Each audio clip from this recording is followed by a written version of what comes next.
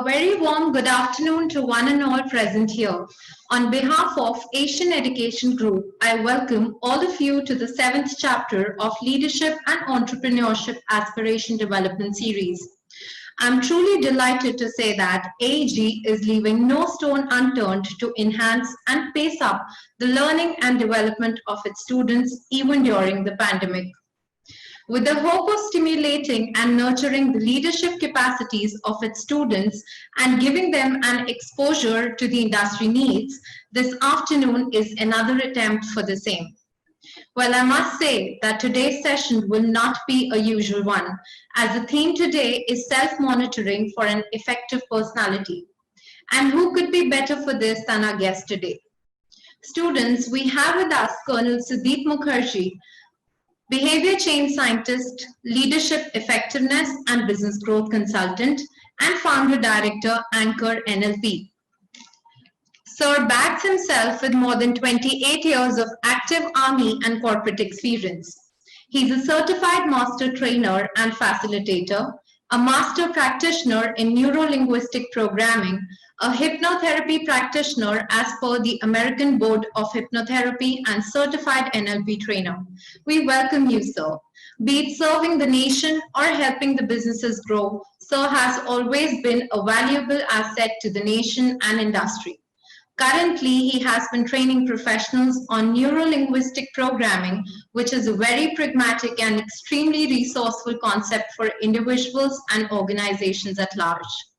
I'm sure, sir, that the journey of your life and experiences would be very enriching and powerful for us to learn millions of lessons today. So without taking any further time, I would request you to please take the session forward and share your valuable thoughts and knowledge with us. Over to you, sir. Thank you very much, Garima. And good afternoon, ladies and gentlemen. As Garima has so eloquently introduced me, I consider myself just an army officer who has shifted into the business world and helping young entrepreneurs, professionals, and young men and women like you to move forward in life and be the best that you can be. Now, a bit about my background. I started off, I'm born and brought up in Calcutta, and I did my commerce. Then I did a cost accountancy, and then I applied for the Combined Defense Services exam and got into the Indian Army. So after being trained at the Indian Military Academy in Dehradun, I got posted all around the country, and I've held various command and staff appointments, including a year with the United Nations on the role of disarmament, demobilization, and reintegration in Sudan. I have also held appointments in the Strategic Forces Command, an organization which looks after the nuclear missiles, and have commanded my unit. After 20 years, we have a policy whether you want to continue or not. And I decided that I had done my field experience, and now it was time for me to move on to other spheres of life. And that's when my corporate journey started. I worked with SpiceJet for about 2 years.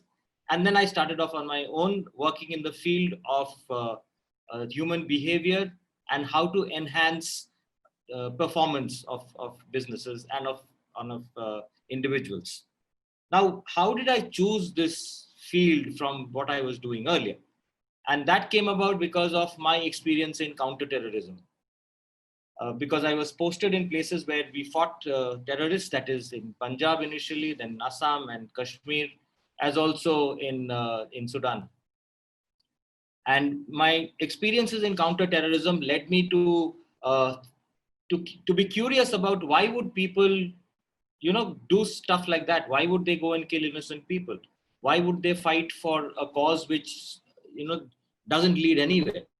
And based on that, I pursued my studies and I did a master's in psychology. And once I did a master's in psychology, I realized that psychology, although was a very good background information, it was a tool which was handed over to me. However, I was missing something which was practical in life. What could be used in the real world? And that's when I chanced upon neuro-linguistic programming. And while learning neuro-linguistic programming, I continued my research and my experience in man management, working with people, both in the army, in the civilian world, in the corporate world, and with young men and women. And what emerged is that people are people, and whatever they do is essentially behavior. So if we can control the behavior for ourselves, we can get whatever we want. A lot of people start off on one path and get on to the other, and that's absolutely okay. I'll take an example of Raghuram Raman. Raghuram Raman, the gentleman who's known all over the world for being a financial whiz. He was the RBI governor. Do you know what his initial education is? He was an engineer. Okay, Anil Kumble, the cricketer who's taken 10 wickets in an innings. His initial education is that of an engineer. So what you do in life and what you start off with need not match. And you will come on your own when you find what your values and your beliefs are. So my question to all of you is to think as to why you're doing what you're doing. Why have you joined the stream that you are in? Is it because your parents wanted you to? Is it because your best friend wanted you to? Or is it because you wanted to do something but didn't get there, and so you came here? Okay. So whatever be the reason that you are here, the most important fact for you to remember is that you are here. And when you are here and you have such a wonderful faculty and such wonderful people to guide you and tell you what's going on in the world, take full advantage of that. Learn as much as you can, read on, meet people, talk to them, find out what motivates you, find out what challenges you, find out what you want to do, and then do it. So another question which you need to think about at this point in life is, what do you want in life? Do you want to make money? Do you want fame? Do you want to reach out to people? Do you want to change lives? Or do you want to change humanity? Right? So you are people who are studying about business, who are studying about law, who are studying about management, and you are the future of the country, of the world. India is a nation which has more than 65% of its population less than 35 years old. So it's one of the youngest countries in the world. And as you know, or you would have heard, that it is the youth who lead the country. Although the older people set the path, it is the youth who lead. It is the youth who, with their brilliance, with their ingenuity, with their curiosity, find newer and newer things. What was the truth 10 years back is no longer the truth. What was the normal 10 years back is no longer normal. In fact, why 10 years? What was normal in January and February of 2020 or 2020 is no longer the normal now. We are in the midst of a completely life-changing phenomenon, and you are fortunate to be alive at this point in time. True. And that's the coronavirus, and that's what COVID-19 has done to the world, to the economy, to the business sphere, to what's going on around you. And the one thing that stares at each of us in the face openly is uncertainty. You don't know what's going to happen tomorrow. I don't know what's going to happen tomorrow. Will the vaccine come out? Will the lockdown open up? Will everything go back to what it was in January and February? Very, very unlikely. So this is the term that we use to describe such a scenario is called the VUCA world, a VUCA. V stands for volatile, U stands for uncertain, C stands for complex, and A stands for ambiguous. So the scenario is VUCA as of now. And what will take you through VUCA is being true to yourself. Because if you are expecting somebody to tell you what to do, even he doesn't know. Nobody can certainly say that this is what will happen. Whether the vaccine will come in 1 month or 2 months, or will it come next year in June, or will it never come? Because the virus is apparently mutating. People who were virus free have been tested positive again. So it's something that we don't know. Now, if there is something that we know not, and we keep focusing our minds on that, what will happen to us? The human brain, there is no difference between imagination and experience. So whatever we imagine, the body acts as if we are experiencing it. So a simple example which I ask the participants of my courses to do is, imagine that I'm standing in front of you with half a lemon in my hand, and I ask you to close your eyes, and I squeeze the lemon so that the first drop drops on the tip of your tongue, and there's another drop on the tip of the tongue, and the third drop on the tip of the tongue, and this is a very, very sour lemon, and automatically you will salivate. You know there's no lemon, you know that nothing is dropping on your tongue, but yet your mind, your body will start behaving as it was true. And this is what we call an ideomotor response, that our body starts behaving because of our thoughts. So if your thoughts are about uncertainty and pata nahi kya hoga, and I don't know what's going to happen, your body will behave accordingly. So what will fight the coronavirus? What will fight COVID? Actually, if you bring it down to brass tacks, it's going to be your immune system. And your immune system is controlled by your brain. So if you are happy, if you are not worried, you will be fine. If you are worried, it will impact your immunity, it will impact the virus acting on you, and you will probably be fighting sickness and illness. So as young men and women who are starting into the world, or got out of the clutches of school life and getting into the freedom of college life, this is the time for you to be free, to think unbridled, to think about goals which probably others will laugh at. And that's absolutely fine, because everybody is bound by their own imagination. So if your imagination is bigger than theirs, you don't have to worry. You don't have to feel bad about it, or you don't have to think that, yaar, ye mujhe samajhte nahi hai. Don't expect to be understood. Expect to do something which is different, because each person is different. And because each person is different, why are each person different? Because each person has different experiences. Even if there are twins living in the same house, one of the same parents, their experiences are different from each other. And because your difference can never match your experience cannot match my experience, what I will think and what you will think will never be the same. So because you are granted this immaculate brain and this powerful ability to imagine and therefore create something new, use it. If you're not using it, it's as if you have a fantastic, you have a laptop, you have a mobile which you're only using for calling, and you're not utilizing all the other powerful tools that are available in it. That's how your brain is. So how do you, what is personality? What do you understand by personality?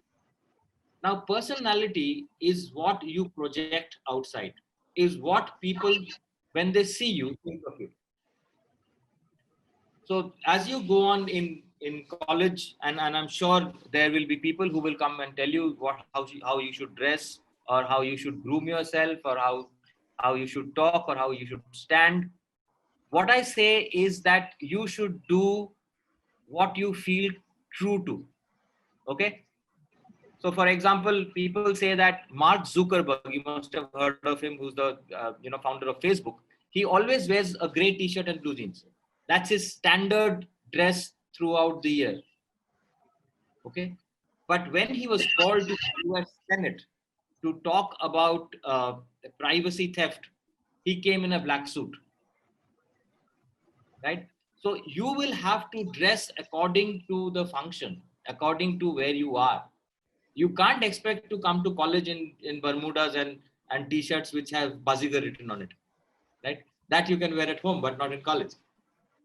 If you are applying for a job, the human brain of the people who come to interview you are only looking for whether you are an individual who will be loyal to the organization, who are articulate and can coherently talk about what you are thinking, and whether you are true to yourself. That's all the people who come to interview you are going to think. If you are a BBA or if you are an LLB, they are not going to ask you about, about business or what is there in the textbooks. They will assume that you know it. They will see how you talk. So what is important for personality is how you present yourself. Now, how do you monitor that? Because the topic of this talk, I was told, is self-monitoring for effective personality. So how do you monitor whether your personality is effective or not? Is whether you find it effective or not. When you look at yourself in the mirror, what do you think? Do you think that you're an imposter, that you don't belong here? Or do you think that, no, that's a smart boy, or that's a, smart girl? That's the first thing that you see. That are you looking smart? Are you looking like somebody who's confident? If you're not looking like somebody who's confident, it is very unlikely that you will be confident. And if I were to employ you, or anybody has to employ you, they would rather employ than an underconfident one. Why would they employ somebody who doesn't know, what he's supposed to do? Nobody has the time. In the real world, you are thrown into the deep end of the swimming pool, and you have to swim on your own. And this is the opportunity you have while you're in college, while you are here, to develop those qualities, to be ready to swim when you're thrown into the deep end of the pool. As soon as you join the job on the first day, you might be the most sought after man, or the most sought after girl in your final year in college. But as soon as you join the first job, you'll be the junior most there, and you will be asked to sharpen pencils and bring stationery and get coffee for somebody. Right? How you do it will give out what your future will be. Are you doing things happily? Are you part of the team? Are you contributing? Are you giving ideas which nobody else has thought of? And as soon as you start doing these, you will be included. And once you are included, people will help you grow. So your task now in these 2 years or 3 years or 1 year, or how much ever time you have left in college, is to build up on that, is to build up on your confidence, is to build up on your ability to convey what you're thinking, to build up on your ability to understand what others are talking about. Sometimes we feel shy, or sometimes we feel that we should not ask questions. But you will only understand if you ask questions. For example, if I tell you now that I want you to imagine that in my hand I'm holding an apple. In my hand I'm holding an apple, right? Is this understood by you? Most of you will say, "Ha, ye to samajh mein aa gaya." Now my question to you is, what color is the apple? You don't know, right? So I might be holding a green apple in my hand. You might be saying it's a red apple, or an orange apple, or a striped apple, or whatever, or a wax apple. Okay. It might also be an iPhone, because iPhone is also an Apple. So unless you ask questions, you will not be able to understand what your teachers, what your fellow students, what your bosses and peers when you join a job are saying. So ask. If you don't understand, ask. This is perhaps the most important piece of advice that was given to me, and I am just passing it on to you.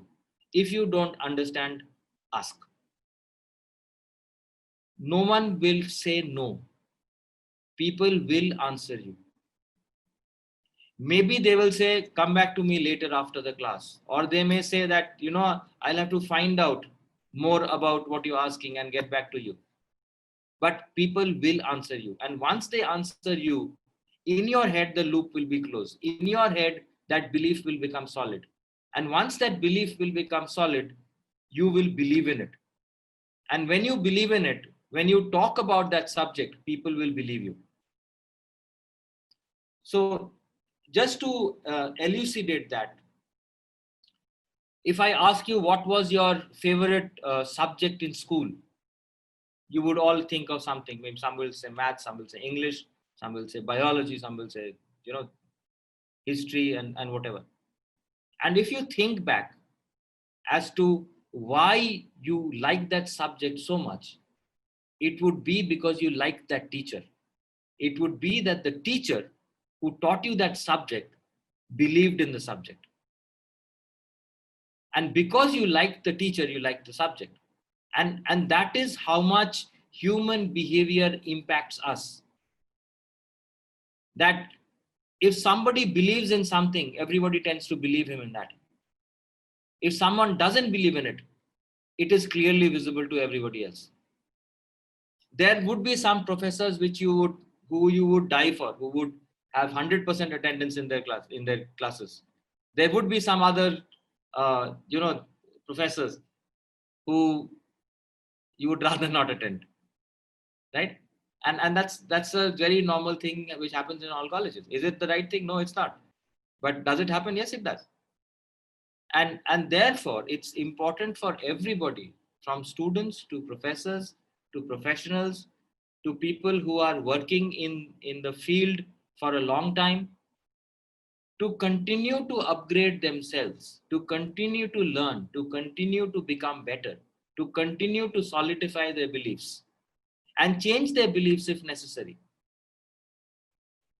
Because change is a constant.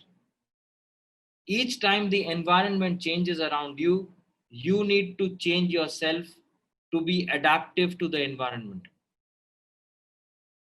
So a lot of people who would train, face to face, have switched to training online because of the lockdown, and you can't help it. If this talk was happening perhaps in January or February, I would be standing on the lecture stand and talking to you, and not across the screen. And Garima would be sitting, somewhere near, and not, sitting where she is now. So this is how we evolved, and this is perfectly normal now. It's okay. But if in January I had told you that we are going to have somebody who's talking to us, he will be talking from a screen, and you will look at him, you'll say, "Kya bakwas hai?" So you will now, once you finish your college, or all those who are getting out of college, get jobs or become entrepreneurs. Start something on your own. And all those who want to become entrepreneurs, my advice to them is jump in with a business plan. Don't jump in with just, because as per a study made by the United Nations Center for Trade and Development, that UNCTAD, 97% of businesses fail within the first 3 years. I'm just giving you this statistic just to make you understand that this is because a lot of people just jump into business without having a proper plan, without having a revenue model. So once, if you decide to be an entrepreneur, work on it from now itself. If you want to be a professional, decide that I'm going to be a professional for so many years, and just plod on that. If you have a goal, you will reach it. If you don't have a goal, you don't know where you'll reach. A simple analogy for that is, once you get out of your house, do you turn left or do you turn right? It depends on where you have to go, right? So unless you know where you have to go, which side will you turn? So another thing which you need to monitor for effective personality is, are you walking on the path towards your goal, or are you just whiling away time? Is the action that you're taking now, will it lead to you being paid for it, or will it lead to you getting fame, or will it lead to you getting whatever you want? If it is not, then it is waste of time. And time is something which will never come back. It's the most costly resource there is. And it's more valuable than diamonds. It's more valuable than platinum. It's more valuable than anything on earth or beyond. Because time once spent will never come back. And if somebody has given their time to you, they've given you an invaluable resource. Utilize it. Attend the classes. Listen to what your professors have to say. You have made a decision to join a very reputed institute, which prides itself of having brilliant facilitators, which prides himself in having people who are known to have delivered. Utilize this opportunity. Keep asking questions. Keep asking over and over questions if you don't understand. Share your thoughts with them. Share your ideas with them. Ask them that, I have this crazy idea. Can it be fructified? Can it be worked on? And I'm sure they will give you insights which will make those ideas workable. So dream big, dream constantly, work on yourself, be congruent, present yourself well, use language that other people can understand. And if you don't understand, ask questions. That's all from my side. Thank you so much, sir, for such relevant and I would say so practical information for the students, which is very easy to apply and they can utilize it on their daily basis. They have to look forward to learning, I guess. That's the most important thing. There are a couple of questions from the students' end. The first one is, personality holds a very important place in defining the success of an individual, and a person with great personality but less technical skill is more equipped to handle situations and succeed at the same. What is your take on this, and how personality can be enhanced, suitable for the corporate and industry? Okay, so as I said earlier once, that once somebody comes to recruit you, what they are going to see is how you present yourself. So personality is essentially how you present yourself, how you speak, how you hold your body, and how you understand their questions and answer. Also, one very important fact of personality which really stands out is how truthful and honest are you. If you don't know something, it is much better and will buy you respect if you say, I don't know, rather than doing golmol and giving an answer which they obviously will find out it's not true.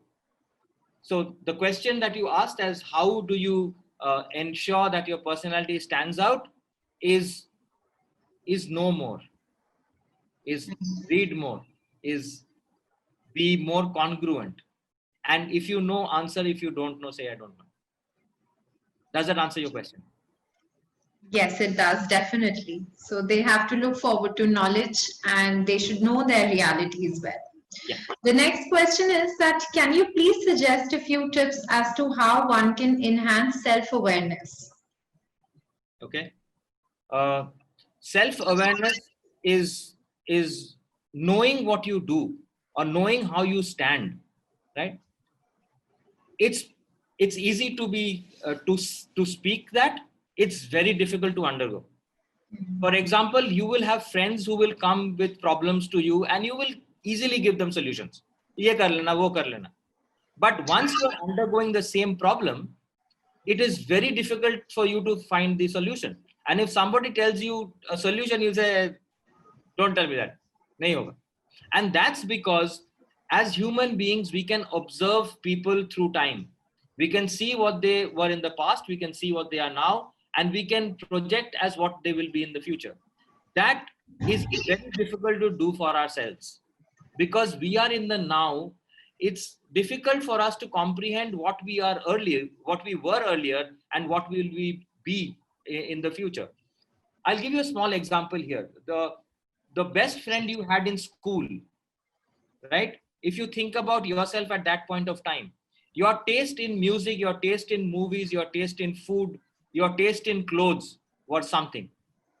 And you come to college, your best friend in college, and if you see yourself and that best friend, your taste in food, your taste in music, your taste in clothes, your taste in what you do is different.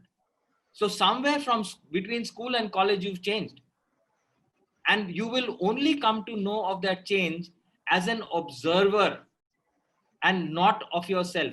So self-awareness essentially is by figuring out the change in others, how others are reacting to you. You will be able to figure out, okay, this guy, everybody earlier used to laugh at me, now they're looking at me differently. Or everybody would say, ja piche jaake baith. And now people are coming and asking me questions. So you gain self-awareness by observing others' behavior about you.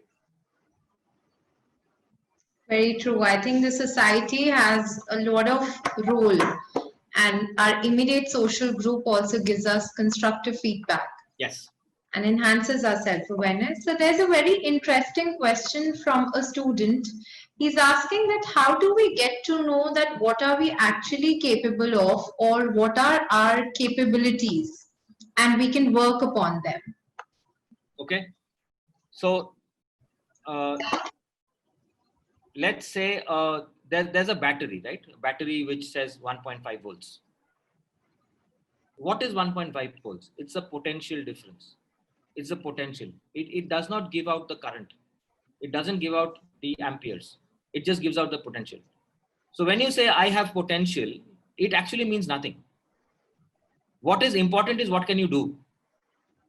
And the only way you know what you can do is by doing it. Right? And as soon as you do something and push yourself to do more and more and more, you will realize that you are capable of much more than you thought you were. So don't get stuck on potential. Challenge yourself to do more and more, and you will figure out that what you thought was your potential actually is not. Right. It's the only way of understanding that is practicing. Yes. Yeah. Right.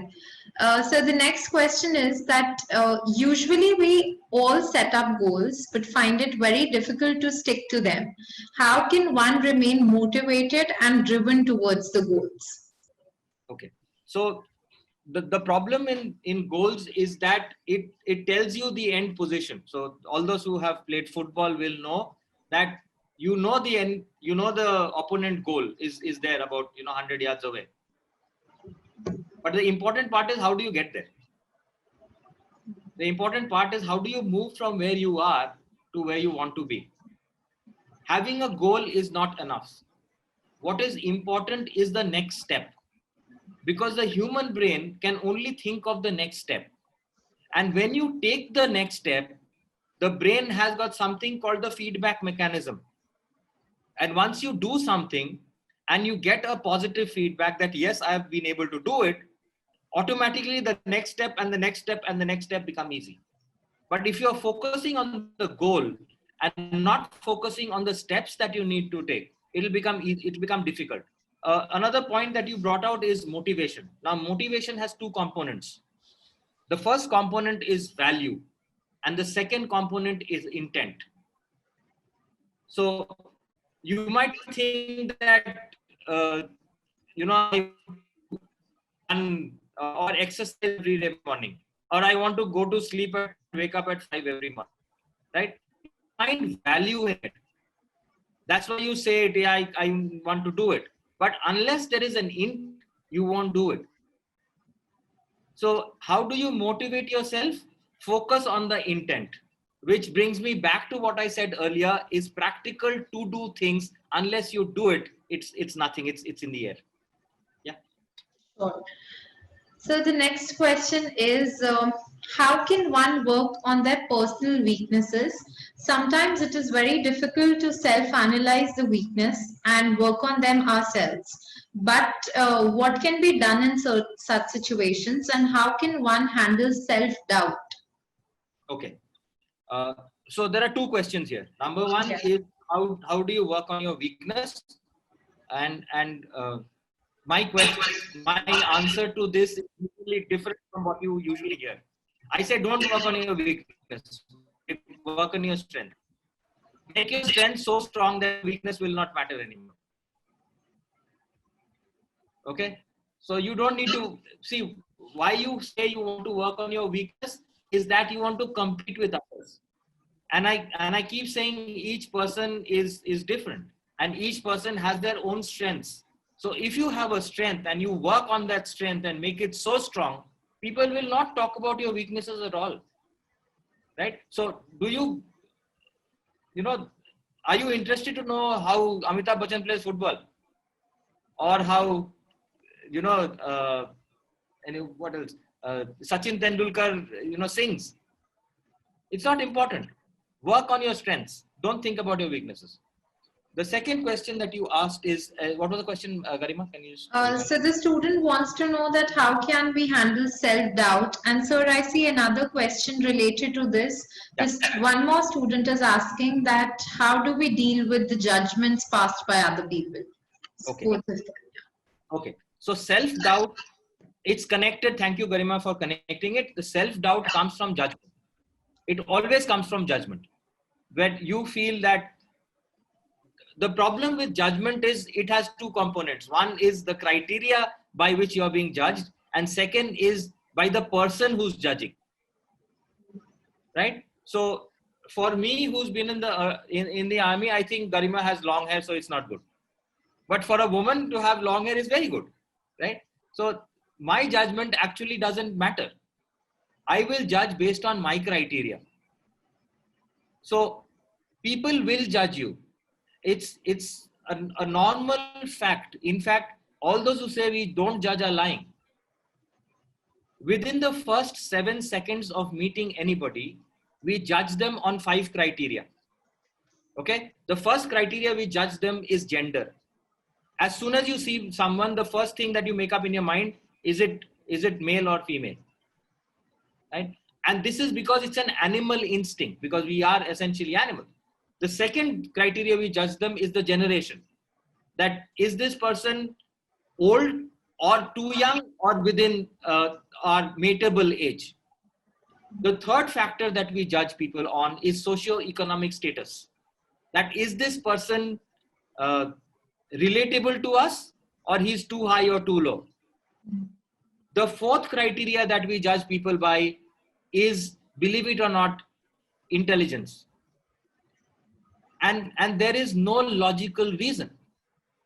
And you look at somebody and say, ye shakal se bewakoof lagta hai. How can somebody be shakal se bewakoof? But yet all of us do that, right? And the fifth criteria that we judge people by is intention.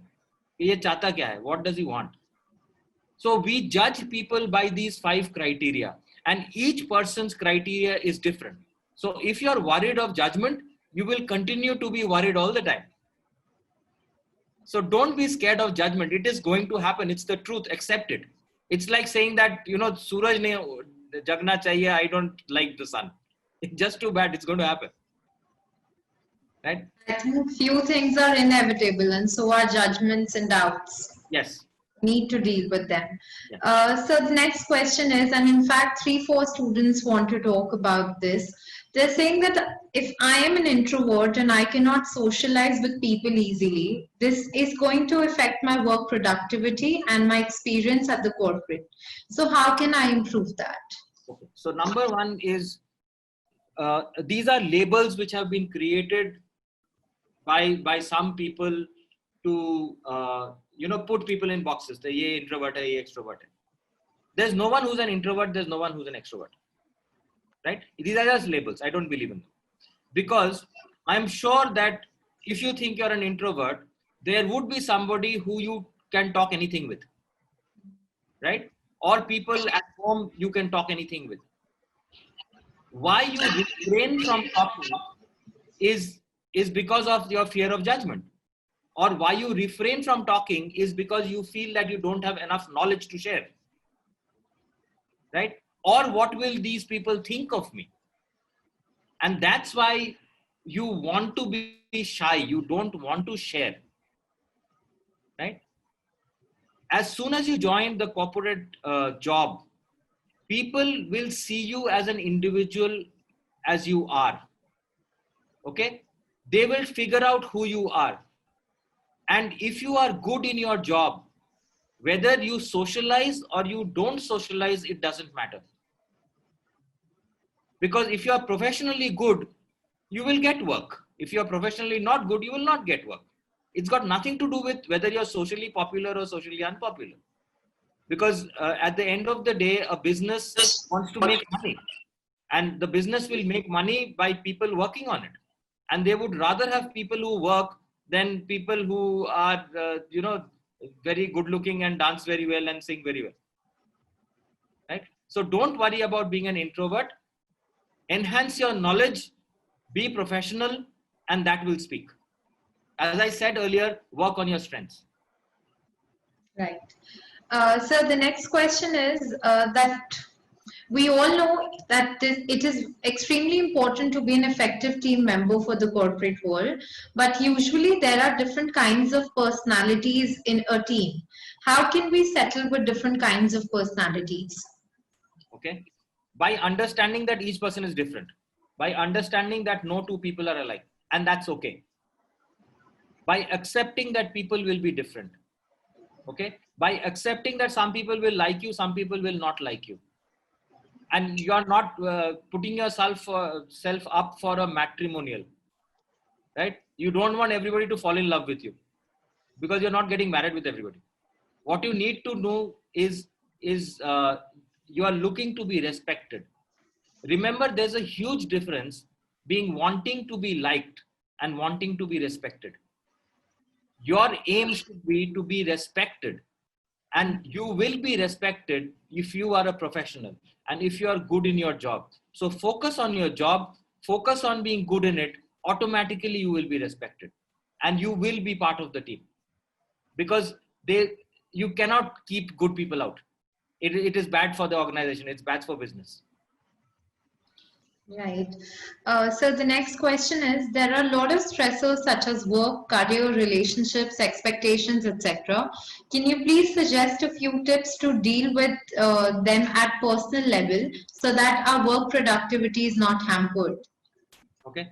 Have you heard of the 80-20 principle or Pareto's principle?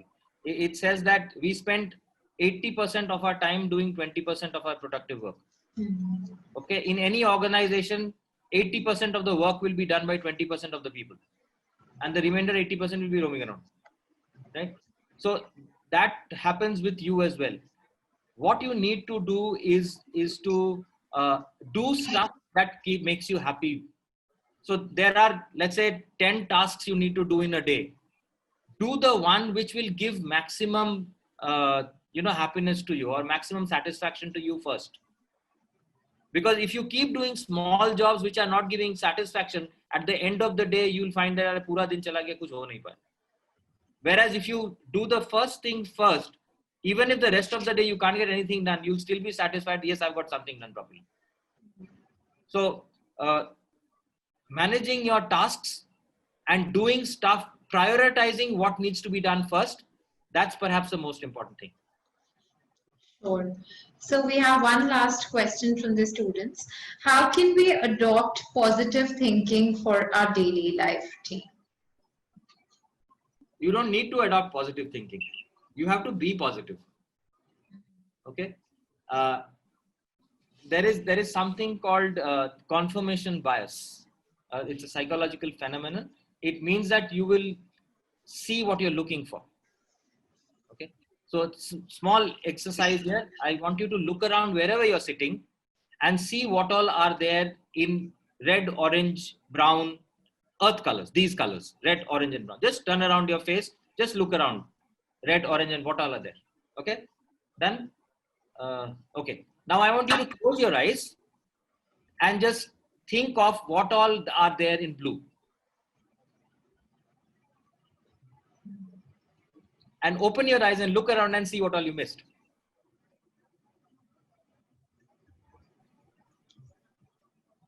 And you'll be very surprised that you would have missed some things which are so evident. And this is because we can only see what we want to see. If you want to see what is wrong, you will see what is wrong. If you want to see what is right, you will see what is right. Focus on the positives, you will be positive. Focus on the negative, you will be negative. There is nothing called positive thinking or negative thinking. It's just the focus. What are you focused on? I think it's all with the mind. And thank you very much, sir, for answering all the questions. As Sigmund Freud said, that the scope of one's personality is defined by the magnitude of the problem, which is capable of driving a person out of the wits, and strength of your mind can actually define the strength of and the quality of your life. On this note, we would like to wrap up the session. It was indeed a pleasure having you here, sir, and I'm sure that our students would have gained a lot of knowledge from this particular session. On behalf of the directors, the faculty members, students, and the entire AEG fraternity, I thank you, sir, for gracing us with your presence today. Thank you very much. Thank you. Thank you, sir.